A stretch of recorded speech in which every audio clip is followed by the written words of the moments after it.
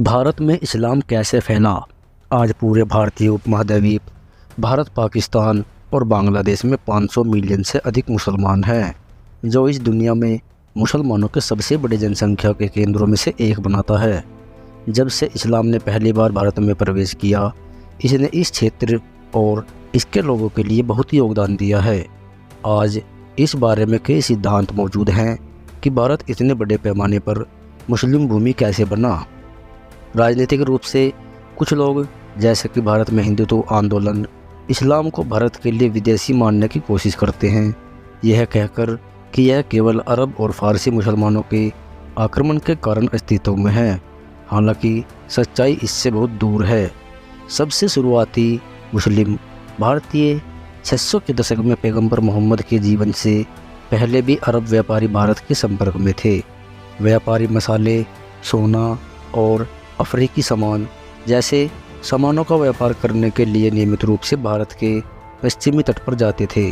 स्वाभाविक रूप से जब अरबों ने इस्लाम अपनाना शुरू किया तो वे अपना नया धर्म भारत के तटों पर ले आए। केरल में भारत के पहले मुस्लिम चेरामन पेरुमल भास्कर रवि वर्मा द्वारा बनाई गई थी।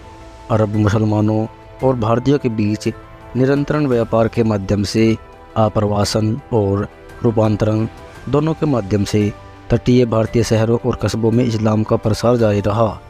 मोहम्मद बिन कासिम भारत में इस्लाम का पहला बड़ा विस्तार खलीफाओं के उमय्यद राजवंश के दौरान हुआ, जो दमिश्क में स्थित थे।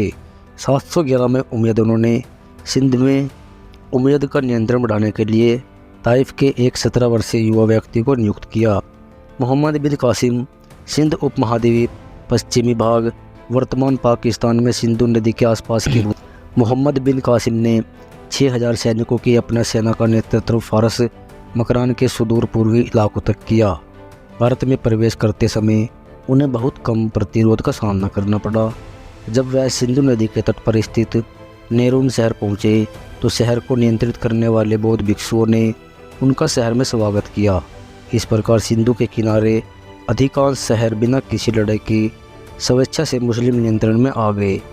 कुछ मामलों में उत्पीड़ित बौद्ध अल्पसंख्यक हिंदू राज्यपालों से सुरक्षा के लिए मुस्लिम सेनाओं के पास पहुंचे। अधिकांश आबादी के समर्थन और अनुमोदन के बावजूद सिंध के राजा दाहिर ने मुस्लिम विस्तार का विरोध किया और मोहम्मद बिन कासिम के खिलाफ अपनी सेना जुटाई। 712 में दोनों सेनाओं की मुलाकात हुई, जिसमें मुसलमानों की निर्णायक जीत हुई। जीत के साथ पूरा सिंध मुस्लिम नियंत्रण में आ गया। हालांकि यह ध्यान रखना महत्वपूर्ण है कि सिंध की आबादी को इस्लाम में परिवर्तित होने के लिए बिल्कुल भी मजबूर नहीं किया गया था। दरअसल लगभग हर किसी के दैनिक जीवन में कोई बदलाव नहीं आया।